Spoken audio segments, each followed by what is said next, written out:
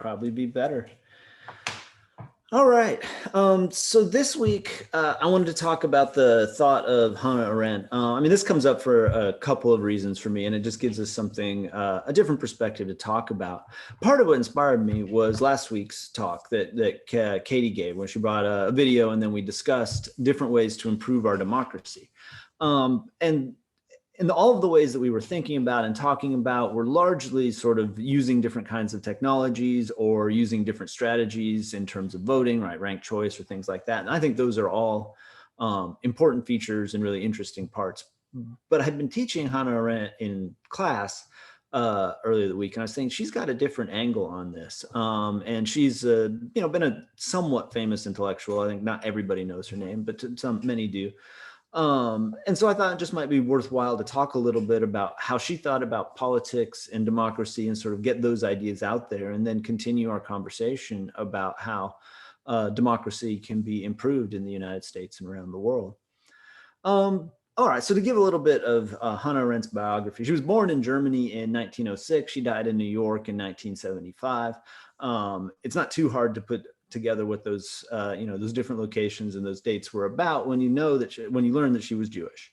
So she was born Jewish in 1906. Her family was largely assimilated. They were fairly conscious about being assimilated, about trying to be fit in with the rest of German culture, to not be entirely distinct the way that some Jews were. So that was their strategy for getting ahead, for being part of the community, like how they wanted to see themselves.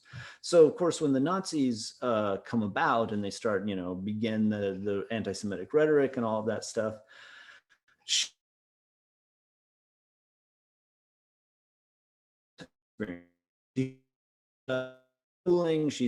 entering the world along those lines, and she's seeing that this strategy of assimilation into German culture is failing. Ultimately, she writes several sort of critiques of the Nazis, things along those lines. And so they start looking for her to arrest her, and she has to flee. On the way out, she spends some time in a camp where they're holding people, and she gets out over into Paris, then finally into New York, one of the last few to leave. One of the more striking bits of her biography is that she was a student of Heidegger. And Heidegger was a German professor, existentialist. He's fairly famous in his own right, but Heidegger, thought highly of her and worked with her closely. But Heidegger also became a Nazi. He joined the Nazi Party. His wife was very anti-Semitic. It's not clear how much Heidegger himself joined the Nazis strategically and how much he believed in their goals. But in some ways, it was a deep betrayal of one of his best students for him to even go along that much, to even connect in that way. When Hannah Arendt comes to the United States, the whole experience of being pushed out of Europe reshaped her understanding of the way that politics work. She lost faith in the idea of universal human rights, not so much that she didn't think people should be respected, but she didn't think those rights meant a thing if people weren't around taking them seriously. You needed communities and cultures that protected people, that took care of people, that made sure that they were respected. Documents declaring international human rights, people subscribing to that ideology didn't protect her in the least, and she saw that it failed a lot of Jews that she knew. So she lost faith in that. She wanted to focus more closely on the kinds of communities that people build, the way that they're related to each other. She made her reputation in 1951 with the book The Origins of Totalitarianism, which has been selling a lot lately. It's with a classic sort of beginning study that tries to understand, one of the first books that really tries to understand what happened in World War II and the lead up to World War II.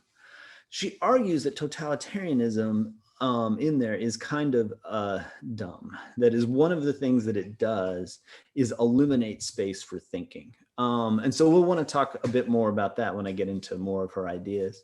In 1958, she writes a book. I'm going to talk a little bit about the human condition. And in 1963, she writes Eichmann in Jerusalem.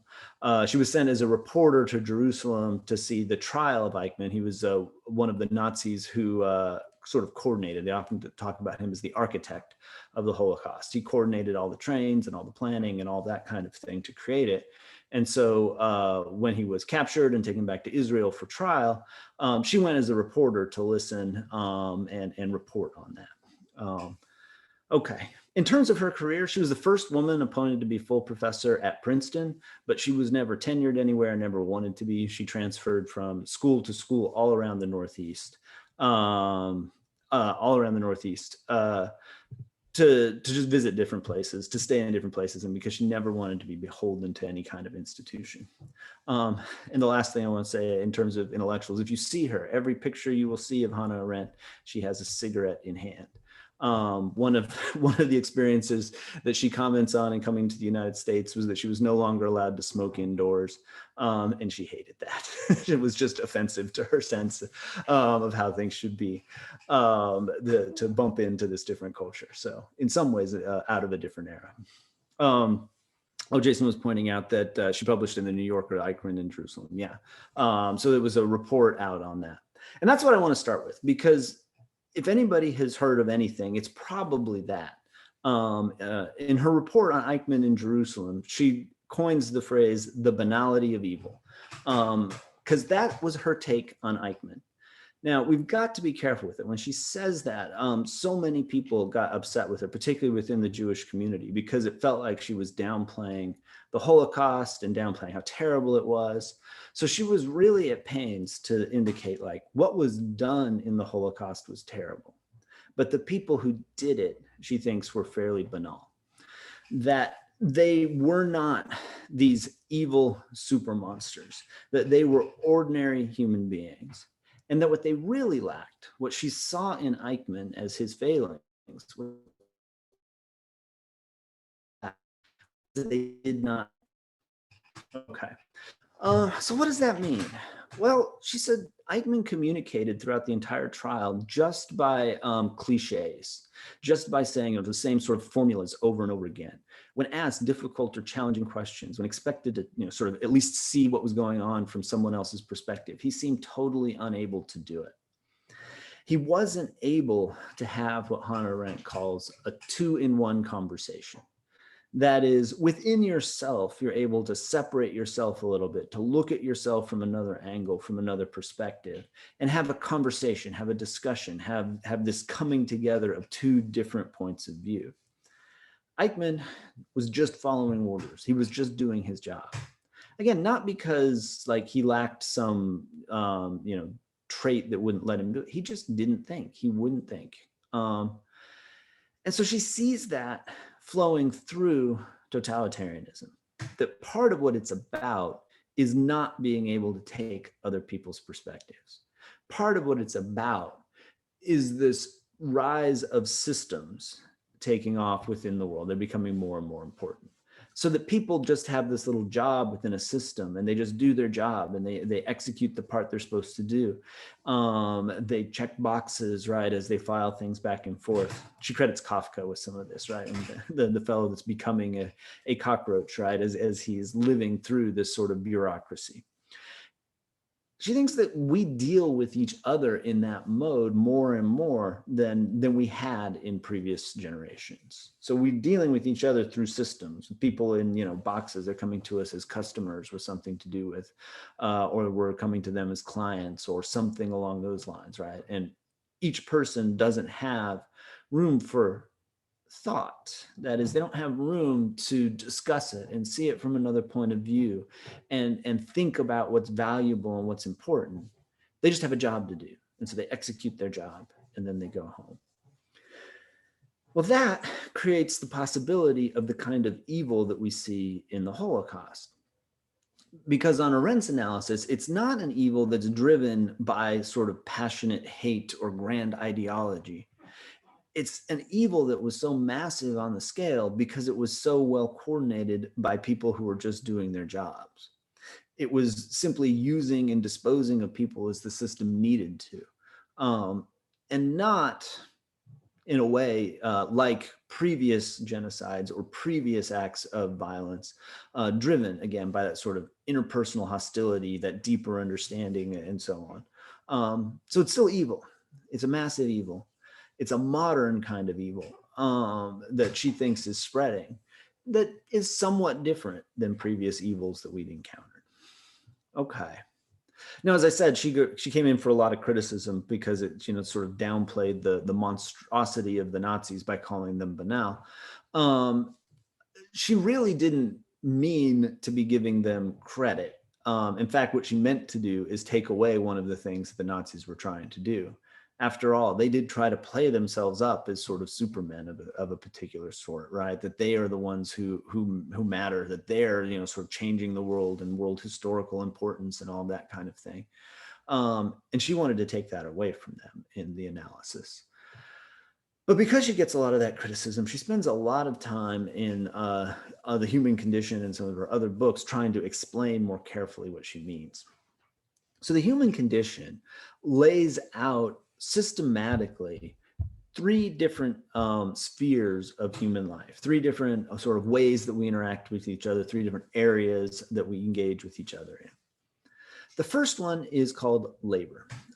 Labor identifies any kind of repetitive work, usually necessary for survival. The point of labor is that you do it, right, and then you consume the resources it generates, and then you do it again. There's nothing sort of permanent established. It's just this continual maintenance, right, of our bodies, of our organisms, of our survival. For much of the history of the world, most human beings labored, right? That was not just an occasional thing they did, that was most of what they did. So they grew wheat, right? And they cut it down and they planted more and they ate it, and they grew more and they planted more and they ate it. And so it's that sort of repetitive cyclical task. Of course, nobody's entirely free of labor, but often there was a class of laborers, often enslaved or else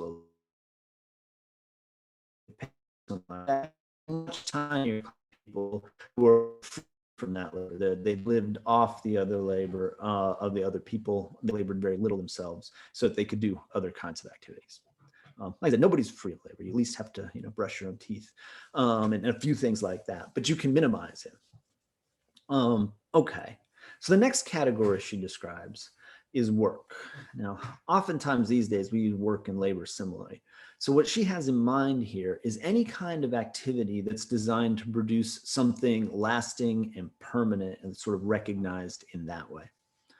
So I'd make a distinction here between something like the suburbs, where people have, built houses with, housing in mind, and that's what it's for.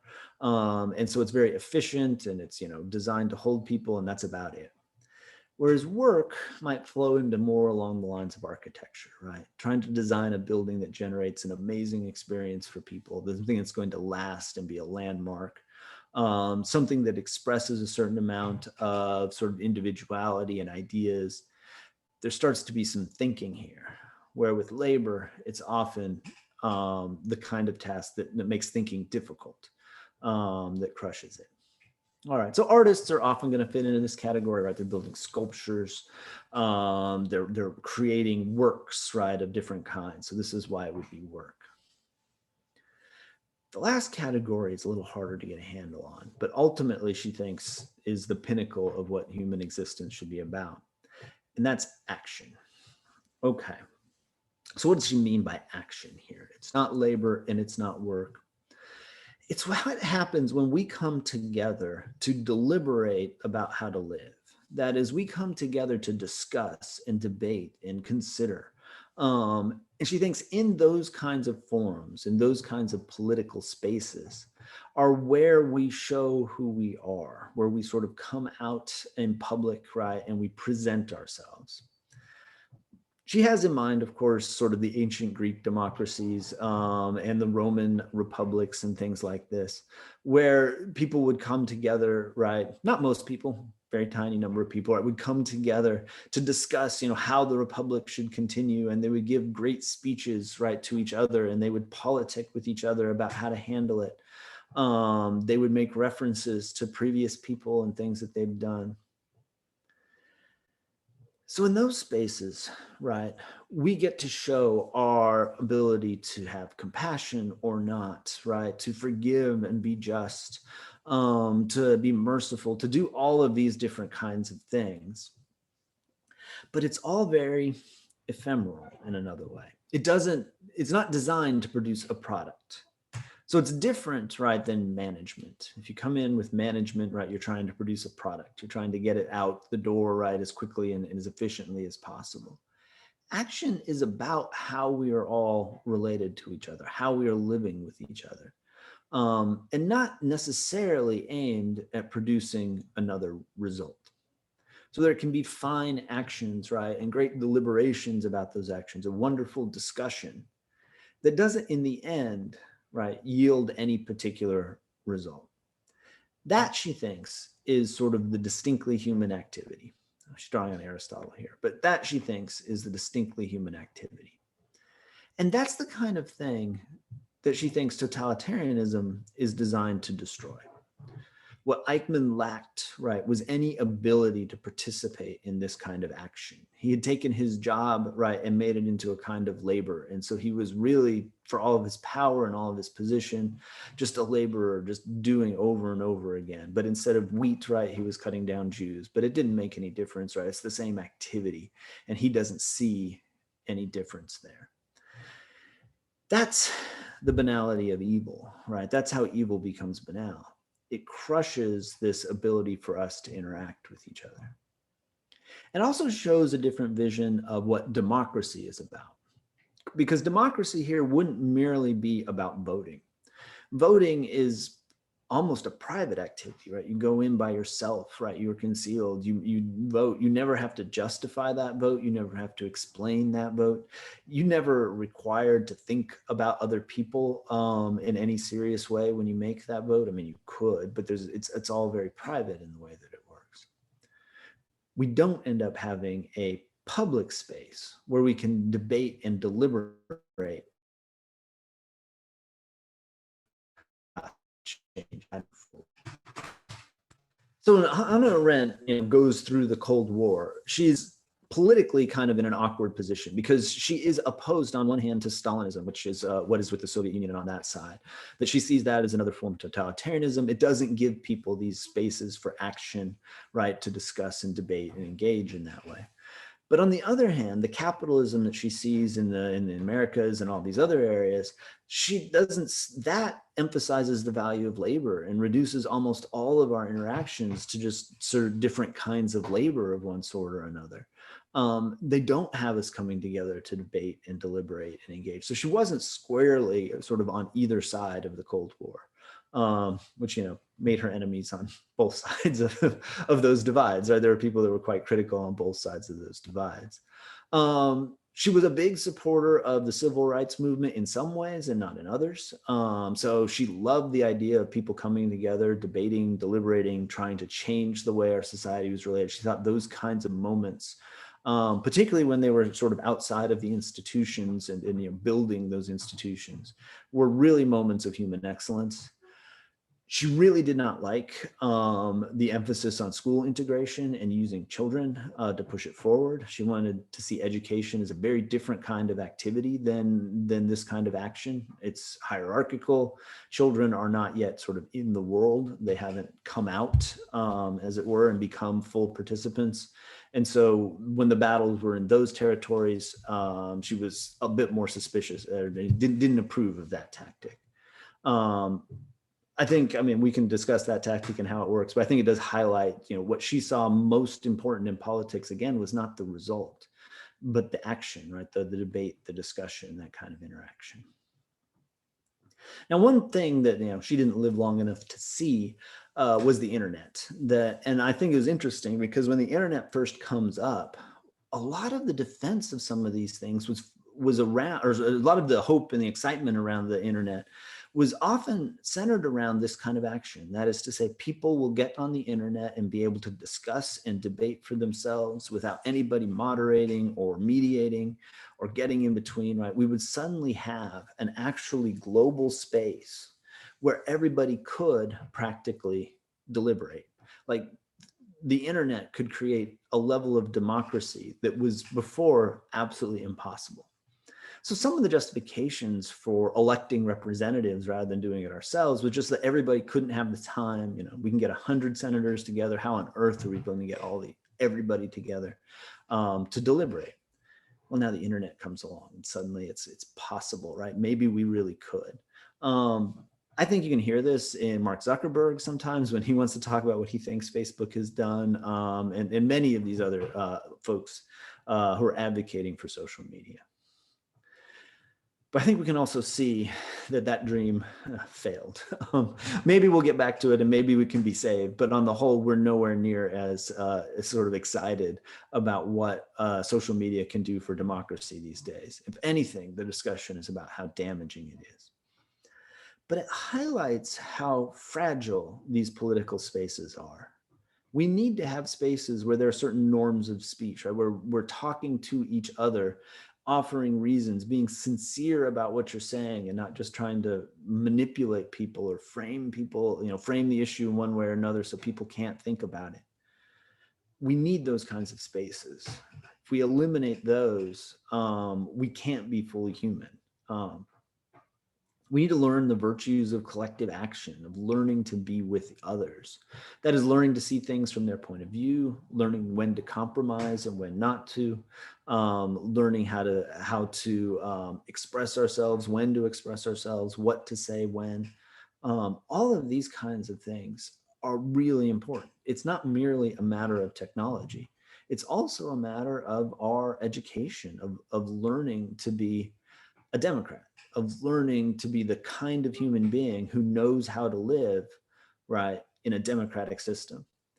So sometimes when we appeal to universal human rights, all men are created equal, like this is just what we are, we forget that becoming a citizen should also be a process of education, of learning how to do it, of practicing ourselves. And it comes with obligations, right? You have to go along with that education.